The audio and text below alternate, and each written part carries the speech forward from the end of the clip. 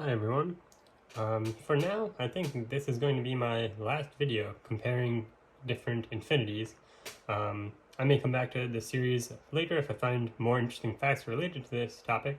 But in this video, I'm going to be comparing the cardinality of the power set of a set to the cardinality of the set itself. Now, this sounds like some things I've covered before, but I'll be covering something new. And I won't tell you right away exactly why I'm covering this, but by the end you'll see exactly why I think it's so significant when talking about comparing different sizes of infinities. So in particular, I'm going to be emphasizing that this comparison will work even if the cardinality of A, the set we're talking about, is infinite. If it's greater than or equal to Aleph null, which is an infinite cardinality, the cardinality of the natural numbers. So this is important to note because it's quite obviously true that the cardinality of the power set of A is larger than the cardinality of A if you are only accounting for finite values, because we've already shown in a previous video that the cardinality of the power set of A is equal to 2 to the power of the cardinality of A, and that's going to be larger than just the cardinality of A if A is finite. But since cardinalities work so unintuitively with infinite sets, we don't yet know for sure that the cardinality of the power set of A is greater than the cardinality of A if A is an infinite set. And that's what we want to investigate in this video. So we have seen that the cardinality of the natural numbers is larger than the cardinality of the cardinality of power set of natural numbers is larger than the cardinality of just the natural numbers, because recall this is equal to the cardinality of the real numbers, as I showed in the previous video. So that's one thing to keep in mind, but we want to prove this in general, that the cardinality of the power set of any set is larger than the cardinality of the set itself, no matter what the cardinality of the set is in the first place. So I should first mention that I'm presenting a proof that I found from an online set of notes from Emory College. I'll link that in the description. But yeah, here's the proof. So it's a proof by contradiction, which means we first assume that these two sets have the same cardinality. We assume, let me use a different color. Assume there is a set A. This backwards E means there exists a set A such that, this symbol means such that, the cardinality of the power set of A equals the cardinality of A. So you don't have to really understand all this weird notation. I'm just saying assume there's a set A. Assume that it's possible for the cardinality of A to be the same as the cardinality of its power set. That's all I'm saying here. And we're going to show that this leads to a contradiction, which therefore means that the cardinality of the power set of A is always larger than the cardinality of A. One thing I should note before continuing is that this is only going to show that there's they're different, but first we want to show that this means that this one is larger. So the way we can show that is for any element A in A, and again I'm using some notation here, A in A, so A is an element of A, then a set containing only A is in the power set of A. This means that we can write an injective function from A to its power set, which looks like this. And again, I'll explain this again with with less jargon in a moment. So if f of x equals the set containing only x, then this is an injective function from the set A to the power set of A. Because the set containing only x is going to be in the power set of A for all x's in A. I think it'll probably help if I use a little bit of an example. So let's make it a very small set. Let's say A is the set with only the element 1 in it. And then the power set of A is going to have two elements. One is the empty set, and the other is the set with only one in it. Yeah, so f of x equals the set containing x in it takes this one element in A to, let me underline it so it's clear what I'm pointing to. It takes 1, which is the only element of A, and it maps it to the set containing only 1. And so this is an injective function. It takes every element in A and maps it to an element in, to a different element in the power set of A. And it doesn't, it can, but doesn't have to map to every element in the power set of A. And in this case, it doesn't. You can see that, well, yeah, you can see that nothing maps to the empty set using this function.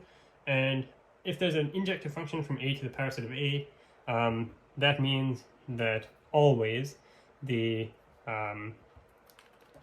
power set of A, the cardinality of the power set of A is greater than or equal to the cardinality of A, because there's you can map every element in A to some subset of the elements in the power set.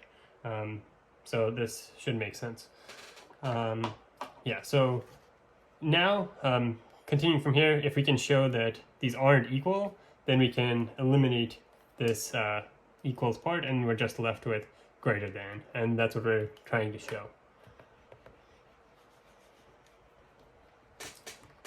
So now, yeah, we're going back to the proof by contradiction that I began to introduce before, which assumed that it's possible to have the power set of A be the same cardinality as A itself, and we're going to show why this doesn't work. So let's think of the set A as being a set of people, and yeah, that's all I really have to say about that. Then the power set of A is the set of all subsets of people. So you can imagine, like, there's a, let me use a different color again, person 1, person 2, person 3, and so on. So that's A, that's the set A.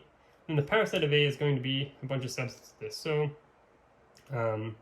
one subset would be the empty set, which has no people in it.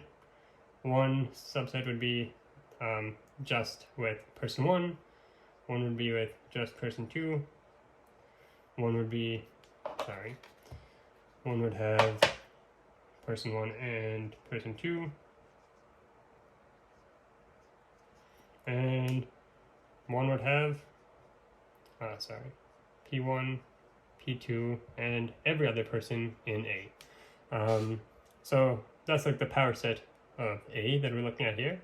And so if we're assuming that there's a way for these two to be equal, then that means we should be able to come up with a bijective function between them. We should be able to similarly write the power set as a list, which aligns exactly with the list just of the elements of A. And remember, we want to not lose generality and account for cases where A could have infinite elements. So it could have infinite people as well. So we're assuming that this is possible. But let's try and specify a set which can't allow this. So now we can talk about people being humble or cocky. And what does this mean? So we'll call a person cocky if the so remember, we're assuming that it is possible to do this, that there is a bijective function. So there's going to be some element that each of these are mapping to from the power set of A. And so we'll call a person humble if, we'll call a person cocky if the set that they are mapping to contains themselves.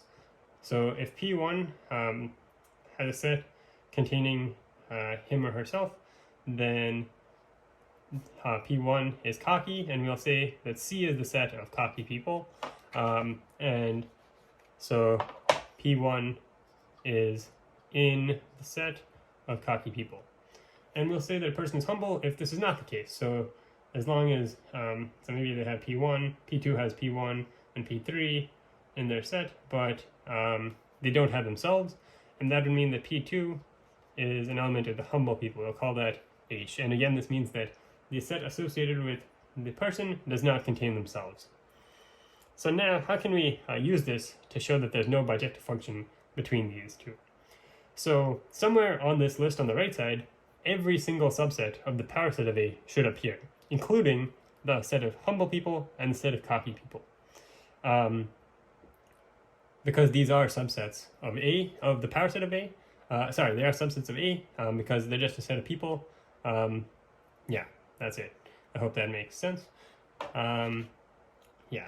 So now the question I have for you, and which is useful for completing this proof, is which person has the set of all humble people as the associated set? So who over here maps to the set of humble people? Now recall that the set of all humble people is all people who don't have themselves in their associated sets. So let's suppose that this person is cocky. Then that means that someone who is cocky maps to the set of all humble people. And since he's not himself humble, the person whose associated set is the set of all humble people is not himself humble, he should not be in this set because he's cocky, not humble. So let's just call this person Pn. So Pn is cocky and Pn is not in humble. But for this bijective function we've created, Pn is in fact mapping to the set of all humble people. And this, you may be seeing now, kind of leads to a contradiction, because if Pn is in, so I'll also maybe write it like this, that f of Pn equals the set of all humble people. But the fact that Pn is a cocky person means that f of Pn should contain, well actually I should write this differently. This means that Pn should be in f of Pn, because the associated set should have himself if he's cocky, and yet the f of Pn is a set of all humble people. So Pn is cocky, they're in the set of Pn, of f of Pn, and that's the humble set. So a cocky person is in the humble set. This doesn't make sense, right? And so Pn cannot be cocky, is what we've shown here. I hope that made sense. So now let's maybe see what happens if instead we take Pn to be humble. Then, yeah, so Pn is humble, and I don't remember what I wrote right here, but this means that Pn is not in, something happened to these colors. Let me use another one.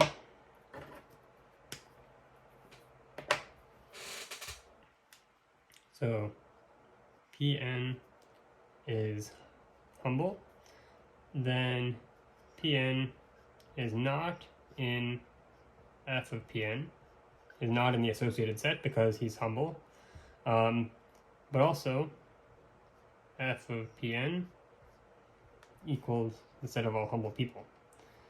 If f of Pn is a set of all humble people, and Pn is a humble person, then Pn is in f of Pn. So Pn is both in f of Pn and not in f of Pn. And clearly this is another contradiction. So it's impossible to have a person who maps to the set of all humble people. Therefore, and there should be a set of all humble people if there's a bijection between the power set of A and A itself. And so this means that there is no such bijection, and therefore the power set of any set has a larger cardinality, has a different cardinality than the set itself, and we already showed that it has to be a larger one. And so this concludes that no matter what, yeah, I basically already said the conclusion, but I'll just write it out right now. The cardinality of the power set of A is greater than the cardinality of A, no matter what A is, even if A is an infinite set. We never lost that generality. And now I want to just add why I think this was an important way to conclude this investigation of infinities, which is that, for one thing, we started with a smallest cardinality associated with infinity, which is the cardinality of the natural numbers, which we called aleph null. Then we found that the cardinality of the real numbers, which we call the cardinality of the continuum, is larger than aleph null. Then what this allows us to say, the fact that the power set of A is always larger than A no matter what, says that we can go even beyond this. It means that the cardinality of the power set of the reals must be larger than the cardinality of the reals, subbing in the reals for A. And beyond that, we can say also that the power set of the reals is even larger than that. And so we can continue to power set over and over and over again to continually get larger and larger infinities. And this means that there's an infinite hierarchy of infinities. There is no largest infinity because you can always get to a larger one by taking another power set. And so I think it's a nice way to wrap up our investigation of different sets of infinities by showing that not only are there multiple types, but there are infinite types of infinities. I think that's a rather neat concept and very, very nice to understand completely by looking at this proof. Thanks so much for watching, and I really appreciate all that for throughout the series. So thank you and have a good one.